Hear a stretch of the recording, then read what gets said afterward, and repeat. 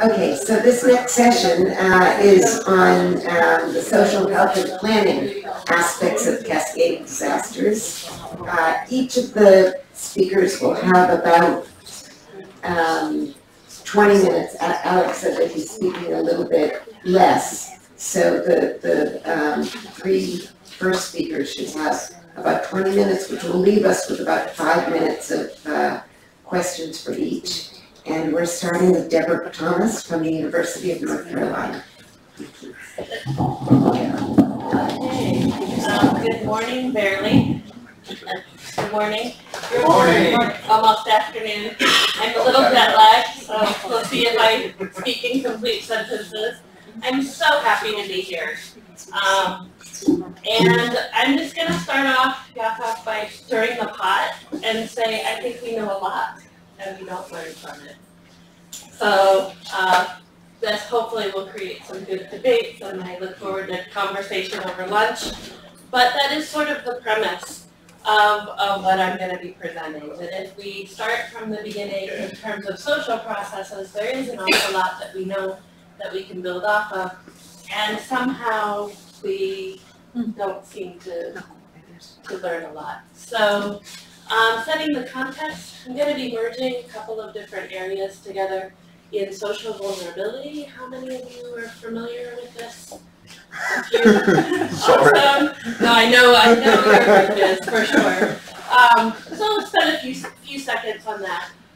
Marrying that with health equality and background in that. Familiarity with that? Many people in the room? Yeah, so these two worlds often do not intersect, even though they're fundamentally very similar.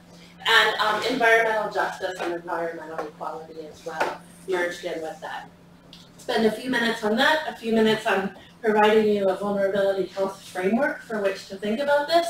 And then I'm going to give you two brief case studies that you're welcome to talk more in depth with me at lunch or this evening at dinner, during breaks, etc. But I just want to present them as proof of concept of each one of these kind of approaches. So, vulnerability, lots of definitions, especially I think when we come from different disciplinary backgrounds, always starting with what we mean by that is really important. So what I mean by that through this presentation for the moment is I'm concentrating on social vulnerability. I'm not as interested in the vulnerability of infrastructure, critical infrastructure, etc. There's a little bit of that, but essentially the social vulnerability perspective and focusing on the social systems. So emphasizing the role of the social, the economic and political relationships there, particularly at the local level, but as it scales up.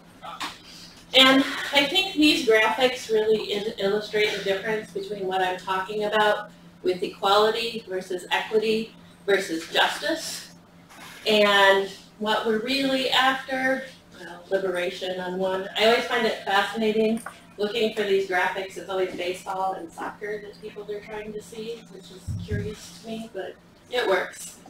But the idea is here with equality, everyone's benefiting from the same kind of support, but in reality, to create equality, people might need different, and communities, different kinds of support to gain equal access and equal power in the relationships.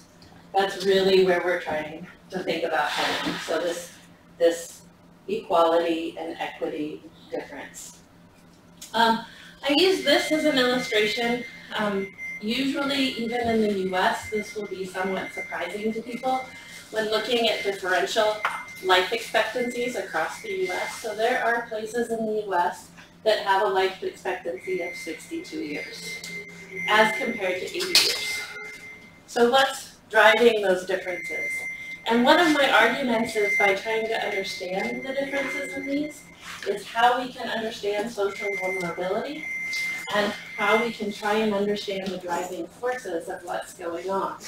So what my premise is if you have a disaster, we're going to hear about one in a few minutes, that hits here, right? We actually have a pretty good idea, at least in general terms, of how intense that disaster is going to be or how it will unfold into a catastrophe that's essentially emerging out of some of the social systems as much as the biophysical. I'm not saying it's not the biophysical, I'm just saying as much as. So if you superimpose an event in two different areas with different kinds of life expectancies and all the drivers that are behind that, you're going to end up with different potential for cascading disasters and intense disasters.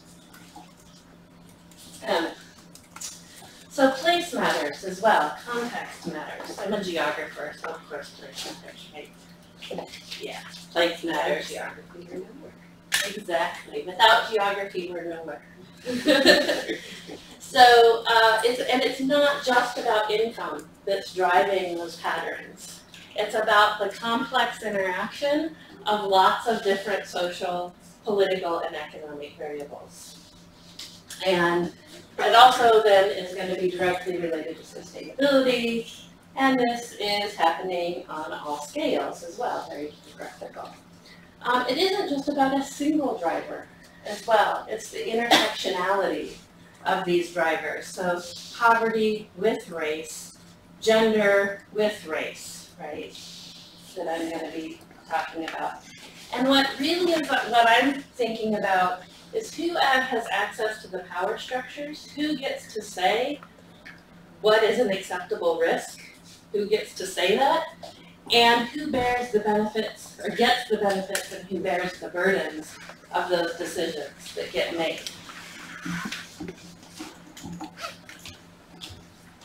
So this is a conceptual model that I use that's based on the ecology of health model. I don't know if anyone in here is familiar with that. It's quite common in the world of public health and pretty well understood. It's adapted a little bit to incorporate the vulnerability, the hazards, etc. But the idea with this model really is that it isn't just about individual agency and decision making. It's not even just about individual or community decision making. That all of this is embedded within various contexts. So my individual vulnerability, my individual health is embedded within my social context. And in public health, we know if you control for all my genetic and all my individual characteristics, guess what? I still acquire some of the health risk of the community in which I live. My breast cancer risk will be aligned with my community even after you control for all of my individual risk. That's the social determinants of health, work on that area, and health equality as well. So equality relates to place, our health relates to our place, and our ability to withstand and rebound from disaster is place-based and related to health. That's what all of this is saying. And we have the individual embedded in with different kinds of capital, embedded within community, embedded within regional and national and global. I think of health both as an indicator and an outcome when it comes to disasters. So as an indicator, what I'm saying is that life expectancy may be a reflection, and likely is a reflection, of my social vulnerability to disasters, right? It can reveal underlying causes, and it can give us opportunities for risk reduction in the social system, right? I can also think about health as an outcome. So if we have an event, very frequently the cascading events themselves are health related. We're trying to avoid those. It isn't just about the death and injury directly related to the event itself. There are a lot of downstream consequences that can happen. And especially what I'm going to focus on is the last one, the environmental health impacts and the ecosystem disruption. Partly because this gets highly overlooked. There are other aspects of health that we hear a little bit more about. So again, just that interrelationship. The idea here is that not all groups can respond and react in similar ways. And all of these characteristics come into play, multifaceted, interacting, I already talked about that. And comprehensive health of a community pre-disaster can help us understand what might happen if a disaster happens and what those downstream cascading consequences might be. There you go, that's what I just take a message. So the first case study I have is thinking about hospitals as critical infrastructures and resources for communities. But the quandary in the United States and globally is that system doesn't support the populations on a good day as we stand right now and create health inequities. This is the public health system as well as the medical system. So this is a quote, and I didn't put this in the context of any research project at the moment, but we're really a small community with few economic resources. And it's well known the community hospital isn't equipped for most things, and they can't handle most situations on a regular day, right? So if there's a disaster, not much in terms of support. And I just throw this out there as, where is this quote from? It's from a rural community in Colorado, one of the wealthiest states in the United States. This isn't where I work in Tanzania, where they're saying this, but you can imagine a similar quote in that kind of place, right? So this is what a person thinks of the critical infrastructure and of hospitals and how they're going to be able to depend on that if a disaster hits, because they're already not able to depend on it. I will say this is translated from Spanish as well. Helpful. Context. So this project that we did was really looking at a community vulnerability assessment, and the main reason I'm putting this forth is to suggest that we have to include multiple different kinds of stakeholders in these assessments, as well as decision makers, as well as quantitative, as well as qualitative. So it can be quite complex to do, but the richness of information that we will gather is quite intense. And I'll just show you some of the results. The graphic is a little easier. So we worked on the policy. We worked on evaluating the disaster planners at the hospitals. So we surveyed them. We talked to the community, and we did a GIS assessment looking at those vulnerability characteristics across the state as they relate to the hospitals. And so what I just want to highlight here, right, is to what degree has senior administration identified cultural and linguistic competence as a concern? And over half of the hospital administrators that are supposed to be working on this said no. It's not really of a major concern for our hospital. And yet, when we look at the demographics around our hospital and who that hospital serves in an emergency situation, a disaster situation, what we know is those are 80% misaligned in their responses.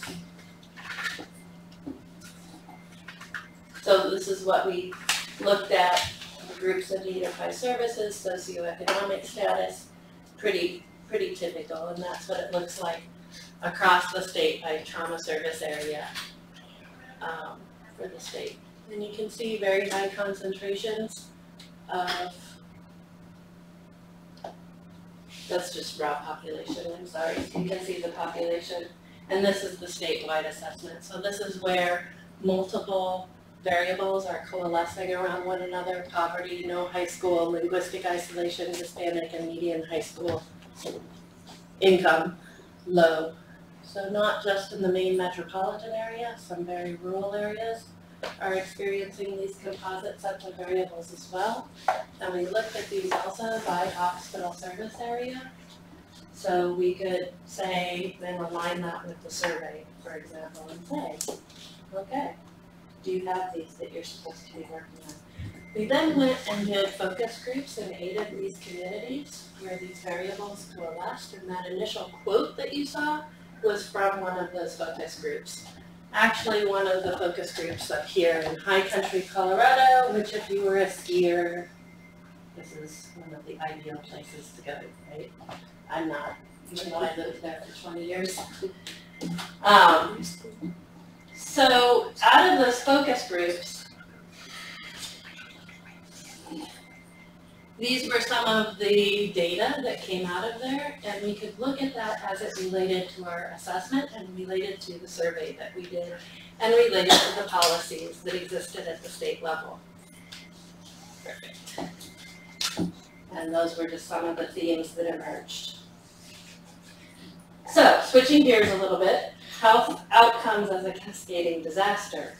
We can have the initial fatalities and injuries, but we also have to think about amplification of chronic illness, infectious diseases, that's pretty often on our radar screen, and epidemics, as well as mental health, which is becoming increasingly given attention. But these environmental health impacts are less so studied and documented. But with every single type of hazard, we have midterm and long-term intensified effects. We're essentially leaving a toxic legacy post-disaster. So a very big cascading disaster, in my estimation. And those underlying health inequities don't disappear when all of this happens. So who bears the burden of that contamination? And I just take us for a quick moment to a different part of the world. This is the place I've worked for over 11 years in Tanzania on Lake Victoria. This is a gold mining region. So the color that you're seeing in the water there is mercury, arsenic, and just to switch gears a little, yellow cyanide, right? So what happens when this floods in places where we have less environmental restriction, right? So just kind of health and vulnerability, that interaction, a reflection of vulnerability, how we can use the big data in health to think about complex social vulnerability modeling, and health as a cascading disaster, especially focusing on those environmental considerations and long-term potential loss of health in these regions. Does this shorten life expectancy in this region? Does that play a role? We don't know. What does it do to the dailies in this region? What does it do to disability in this region? We don't know the answer to that. So that lingering legacy of environmental contamination. Ooh, there you go.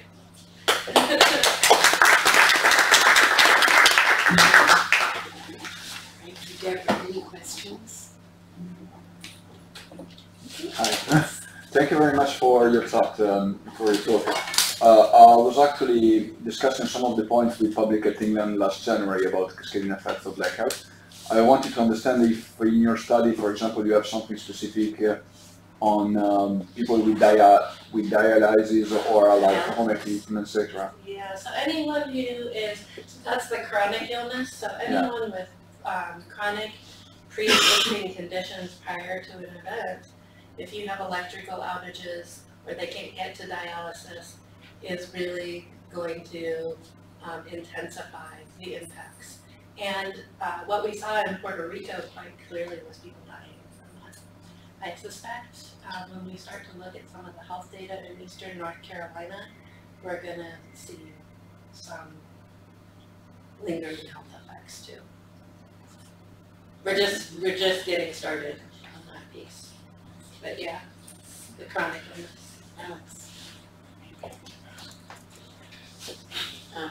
Alex doesn't have a voice.